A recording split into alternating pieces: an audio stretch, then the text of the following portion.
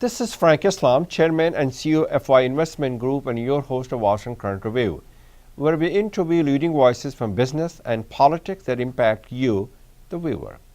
Today our guest is Rick Russo. Rick is a dear friend, is a friend of India, friend of the United States, and a great guy to have on our show. Thank you very much for coming here.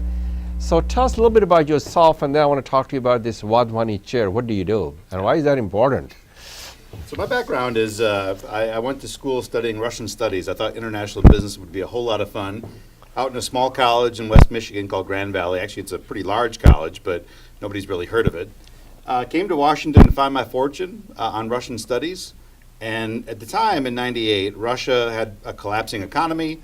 Boris Yeltsin was a drunk friend of ours. So most places that had a lot of Russia workers were shedding them rapidly. So somebody walking into town for the first time, there weren't a lot of options. So I applied to the U.S. Chamber of Commerce, the big business organization, to work in the international division. And I had a good interview, and they said, "We love you. You can have the job as a general associate. But we also have a starting job open with the U.S.-India Business Council." Okay. The subgroup that focuses on India business operations for U.S. So companies. that's the USIBC you're talking about? USIBC, yeah. Okay, go ahead. So the difference of a $1,000 salary differential, I chose the path on India rather than staying a generalist or I'm the glad Russian you side. did, because you're making so much contribution to it. Thanks. So So it's been 20 years straight of working on U.S.-India relations, mostly on the commercial front, a little bit on the defense and strategic front through a few different roles since then, but the last 4 years at CSIS with the Wadhwani chair. So you talk about Ramesh Wadhwani, who's a great businessman, lives in California, who serves with me on the board of trustees at Kennedy Center. So that's the chair. That is, yeah. So Ramesh came to really came to Washington about 7 years ago and was exploring different think tanks. His foundation, the Wadhwani Foundation, does a series of programs across India focused on the creation of good jobs, well-paying jobs in the formal economy. Now, it's one thing to go there and do skills development and do training work. It's another thing altogether to talk about for India to deregulate the sectors that are going to open up new industries. And he wanted to make sure that somebody from Washington's perspective was keeping an eye and pressing the agenda on big policy reforms in India, but also working with the U.S. government and other institutions to shape how the U.S. engages, to make sure that we're focused on things that are actually important to business. Because otherwise, if they open up new parts of the market and businesses aren't ready to invest, it's kind of a pointless thing. So somebody with my background in the business community for 20 years, they thought would be a different perspective at a think tank role to try to write the agenda on what matters to business, what would create jobs, what would help to grow the economy, and grow U.S.-India trade and investment. Just let's talk about, since you work in U.S.-India relationship and U.S.-India engagement, as President Obama says, a defining partnership. Do you think it's still being defined? It's still very much being defined. I think every probably every 3 or 4 years. It's still being defined. It's But still it being has a defined. bipartisan support. I think the idea about bipartisanship on this, too, is sometimes overplayed a bit because, frankly, I think overall support for the relationship is still really, really thin. I mean, right now we're facing a period where there's a lot of headwinds in the relationship that, India closing a bit on trade, the United States closing a bit. I think that expanding the number of players that actually want to work on the relationship, it's not so much that anybody's working against a stronger relationship with India. It's still the fact that a lot of Americans in positions of power just don't care. They think that it's too far in the future. They don't see progress fast enough. So I think, it's bipartisan in that you've seen support from both sides, but it's also very shallow. It's those short periods when you've got senior people in the right positions, usually on global responsibility, and they say, I'm going to spend a lot of my time on India. That's when things really start to move. Doesn't matter if they're Republican or Democrat. It's thin, but once in a while, a real mover or shaker can get things going in the right direction. Do we have any mover and shaker in this administration? Right now, I'd say, looking across the administration, the one person I'm keeping a pretty close eye on so far is our Energy Secretary, Secretary Perry. He's had a number of engagements already. But he went to India, as I understand. He did. He went to India. He's met Minister Pradhan, the Minister of Petroleum and Natural Gas, a few times. We'll meet Do you him think we again can sell natural gas to them? We can. The first shipments have just left American shores. Wouldn't that be wonderful? Yeah. It's a good step up. The United States has actually restricted our sale of petroleum and gas around the world because we've been an importer for so long. Now there's some scope and flexibility for exporting, and India's been pretty early in line to try to pull in oil and gas, which is, it's growing trade in a new direction and helping to balance trade a little bit too, which is obviously pretty important for this administration, trying to come up with a more balanced goods trade. Does India has any effect on the tariff? that this administration put tariff? You know, so far, not too much. Not that when we're much. talking about steel and aluminum, India, those aren't big export No, categories to the I United didn't think States. so. The biggest export for India is the abundance of human resources. Human resources is a big one, for sure. I will say, though, in India, they are concerned about secondary impact And of what these are those? restrictions. So if the United States closes its market for steel and aluminum to other countries like China, then maybe China begins dumping that product in other markets. And So that- maybe suddenly there's additional trade pressures in India as suddenly their market gets flooded by, you know, the same material made in China and other places there. So India is concerned about secondary impact, though not primary. I know you have done a good job, and I think you said something about at the start of the conversation about the Indian states' political economics. Yeah. Especially the states like UP, which is a very large one. And a lot of people in America do not realize that the politics at the level of the states also play a very important role in rules and regulations and so on and so forth. Tell us a little bit about that, and how is it affecting in terms of U.S.-India relationship? Well, so there I am working for 16 years in the business community, and I walk into a think tank when suddenly you've got this great platform to really elevate issues that had been underappreciated and ignored. And you know, Underappreciated and ignored. Very well said. Yeah. State governments collectively control far more of India's destiny than the central government does. And I think people basically kind of understand that point. But the level of transparency on what states are actually doing to change the business environment, on what's really happening at the state level, is it becoming better, is it becoming worse? It's in terrible condition. Mostly you rely on these presentations by chief ministers when they run around the world, and they come up with this, you know, half-made-up vision about what they'd like their state to be. But businesses need to invest based on current market conditions. So if you want access to electricity, if you want water, sanitation, law and order, all these factors are actually run by state governments, not Delhi. Delhi can influence, but ultimately it's the state government that sets those factors. So an investor actually looking at India, it's more appropriate to measure Gujarat versus Mexico than it is to measure India versus Mexico. So our first step in doing kind of this novel work that we do on engaging Indian states is transparency. So we actually track state regulatory developments across India. We have a weekly update. The number one subscriber to that, by the way, is the government of India. They actually want more visibility on what their own states are doing, so we hope to provide that. And we built that out with a That's couple. an interesting, isn't it? Yeah. You're doing a service to them.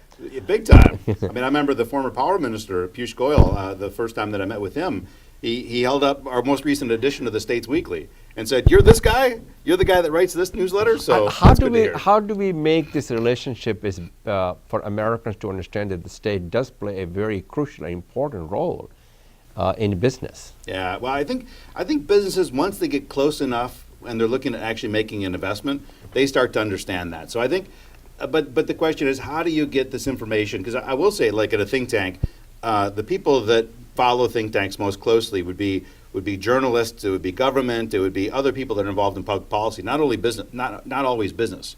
So I've had to work extra hard, I think, to showcase that the work that we're doing actually the people that I have in mind when we do this work on Indian states is an executive who's looking to make an investment in India. But they don't always think first and foremost, what did CSIS write about this state?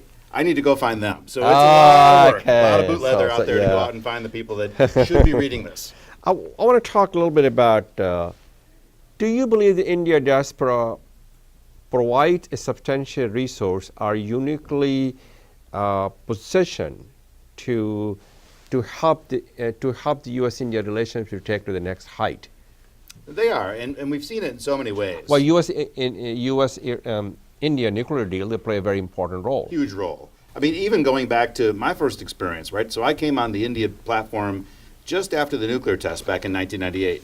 And the diaspora was so very active in supporting legislation to give President Clinton the authority to waive the sanctions. Because remember, the sanctions as they were written, the Glenn Amendment sanctions, there was no way to remove the sanctions once they were introduced.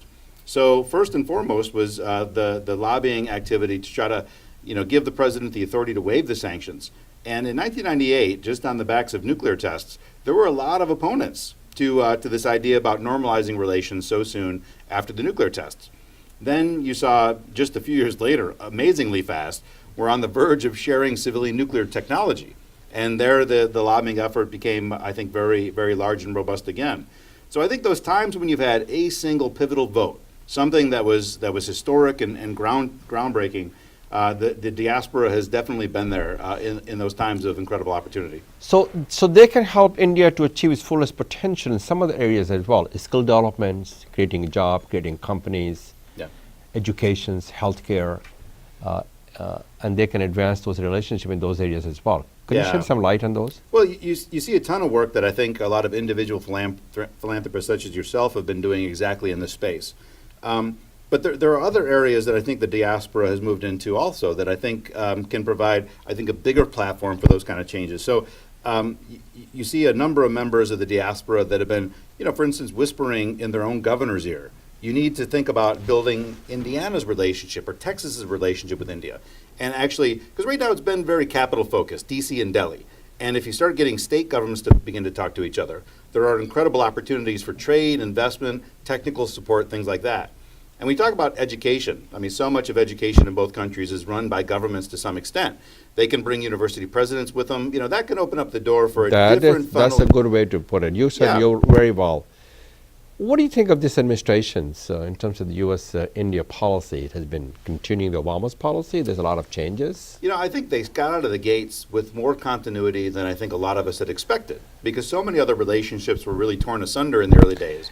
So I think initially there were some fears, and then you saw India targeted in the Paris withdrawal that they tricked us out of billions of dollars or whatever the line was. But then you saw the summit last summer, and you saw the joint statement the two leaders released that was dotted with references of continuity, including things like climate change, which hadn't worked its way into the lexicon of the Trump administration in any way, You're talking about Paris Climate Accord. Yeah. So what about the Iran deal? Well, I think in the last 6 months or so, we've really taken the relationship has taken a downward trajectory. This notion about you said it has taken a downward trajectory in a big way. There are several facets right now that leave me with great concern on the status of the relationship. The United States has initiated trade proceedings against India in a variety. They were added to. So they went to WTO. WTO is only one, and frankly, the WTO in some ways is probably the healthiest. Right. There, we both agreed to a system. There's quasi-judicial process through the World Trade Organization. There are other unilateral measures that we're looking to take right now. So India was for the first time in a number of years added to the Treasury Department currency manipulation watch list. The United States has initiated a review of India's generalized system of preferences, which is a special trade program that we offer for developing countries. So we've put India on watch that there's a review being undertaken right now that could remove some of these trade benefits. As well as, we were talking just before the show began, there are potential sanctions against India if they go ahead and acquire this Russian missile defense system that they're on the line for. At least there's a threat. There's a threat, very real threat. I mean, we could be months away from seeing a dramatic snap in kind of the high-level political relationship.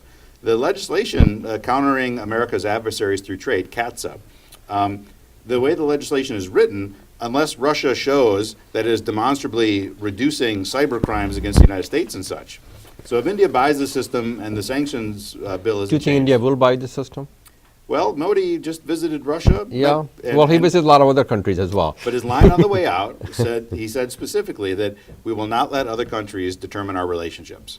So, and that's a pretty bold statement. They just finalized pricing negotiations over the weekend. So Indian military systems, I've seen more of these acquisitions fall than actually succeed. So by the gravity of India's own system, it may fail. But it looks like the intention on completing it is there. So it's a real danger. So I think Trump out of the gates early on, very consistent, a lot of carryover from the Obama administration.